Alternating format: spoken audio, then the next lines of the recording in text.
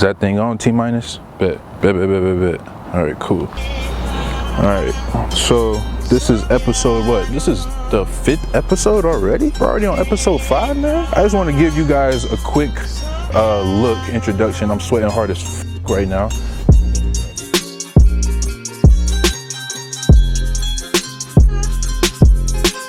Okay, I'm in the front of my property. Today, we have a video about 5 things that you should know before buying your first property. Before we start this video, I would love if you hit that like button, hit that comment button, hit that subscribe button. I know it's a lot of things that may stand out in this video that you may have questions about, so hit the comment section and let me know what you guys think. Please hit that subscribe button because,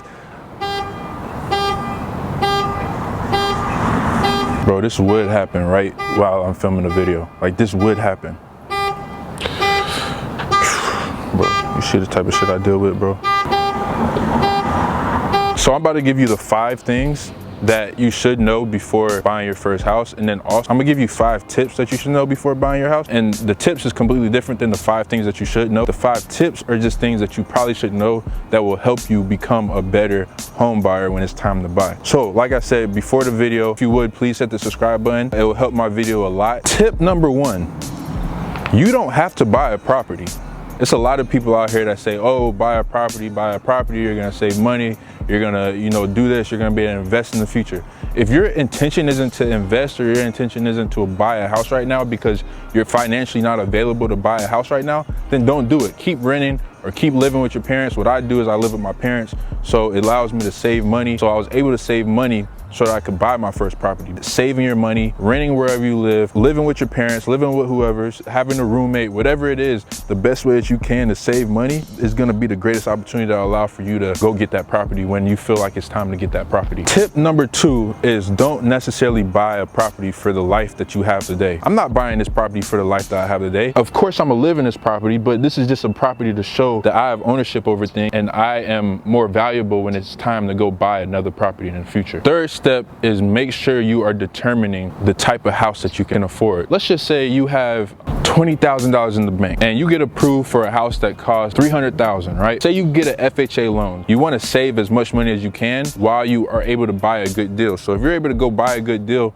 then you want to also have enough money after buying that good deal to do what you want to do. So say you go and get an FHA loan. Well, say you get an FHA loan, the down payment is 3.5%. You put that down payment down and say you have $5,000 left over, right? Well, you can go get furniture, you can go get whatever you want. Say you go buy a property that maxes out exactly what you have saved up and you walk out of closing with no money. You don't want to be in that situation. You don't want to deal with that. You don't have to be big dog. Oh, I saved up this amount of money. Now I can go buy the most expensive thing to my budget. Oh, no, still bring it down some and figure out the smartest ways that you can go about things. And then when you feel like you're comfortable in a comfortable spot that you've budgeted, then go for that property that you're looking for, or cut back a little bit so you can save here and maybe save enough money next to go get your next property. The previous tip was determine the house that you can afford. Now the next tip is to buy the house that you know that you can afford. You don't want to be in a situation where you're buying a house that you can't afford and then you get the house and now you can't pay the mortgage the next month. And then the last tip that I will say, understand why you're buying it. People want to buy a house to live in the house, but other people want to buy a house so that they can use it as an investment property to put people into the house so that they can make money every month. You just have to figure out the scope of why you want to buy a house, and then that will help you understand what type of house you want. It's a different scope, so you got to understand what you're exactly trying to look for when it comes to buying a house, because not everybody's situation is the same. So now we're on to the 5 steps that you are required for when it's time to buy a house. So the first step in the house buying process is make sure you're checking your credit. You have at least a 688 credit score. I do have a few contacts that I can link you to their YouTube channel below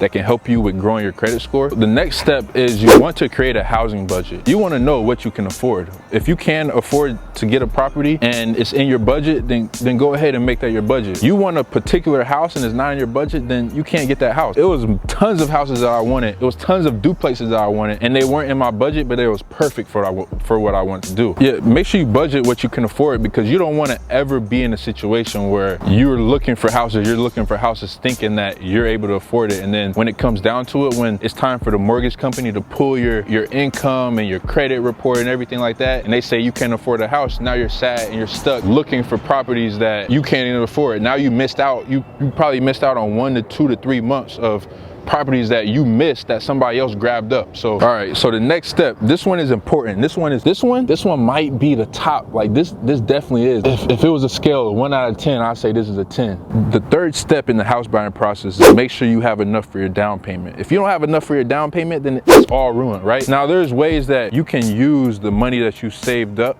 and create ways that you can afford a house that you can't really afford, but you have enough to use your down payment. Say you would have a property that the down payment would be like $20,000, right? You've probably only saved up $15,000.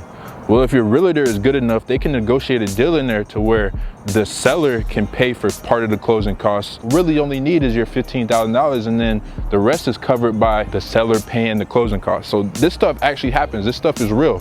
The seller of this house paid for some of the closing costs. So I don't have to bring all the money to closing because the seller was able to fund some of the deal. So save at least $10,000. Save at least $10,000, because if you save at least $10,000, it gives you enough room to work with a down payment. It could go for any place, but I would say $10,000 minimum, because you could be in Ohio and you can afford a property, and the $10,000 minimum might be a lot of money. So tip number 4 is to make sure you hire a real estate agent. They will help you find the best property pertaining to what your criteria is. So my criteria was I wanted a duplex, I wanted at least 2 bedrooms and 1 bath, and I wanted in a decent area. So my realtor was able to crunch some numbers together, put those numbers together, and find me the best deal that I could. A real estate agent is just gonna make the process a lot easier than what you may think. Real estate agents are making sure that, they get their money, so they wanna make sure that you get your deal, because without you getting their deal, they don't get paid. So all their work that they did, thrown out the window. So a realtor doesn't make money unless you buy a property. When you get a real estate agent, now you start looking for houses. Now it's time to go look for that house that you always wanted. Look for that property. You drive around the city, go to your favorite city, look for a property in your favorite city.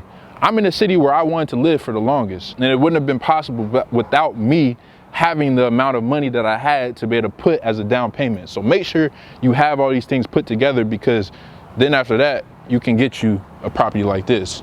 So that concludes the video. This is good information, especially for my young people, especially for people that don't know anything about buying real estate, don't know anything about buying houses.